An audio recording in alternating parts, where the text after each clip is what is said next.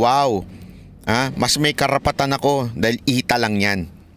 Ganun ang dating eh. Sabi nga nila, the abundance of the heart, the mouth speaks. Ibig sabihin ko, ano talaga yung laman ng puso mo, sasabihin mo. Kasi parang ganito eh. Diba? Parang ganito, halimbawa. May nagsalita kanina. Halimbawa lang, may nagsalita kanina. Iisipin ko, bakit pinagsalita yun? Bakit ako hindi pinagsalita? O ibig sabihin, ang tingin mo doon sa tao na yun, mas mababa sa'yo at ikaw may karapatan magsalita. Di ba? Parang ganun. Grabe. Basta, ganun ang tingin ni Morales sa sarili niya. Feeling entitled siya. Kaya ako, ito ang panghuling masasabi ko. Ito na yung panghuli.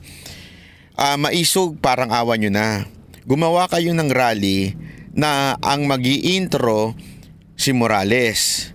Tapos siya na rin ang host, siya na rin ang singer, siya na rin ang mag-speech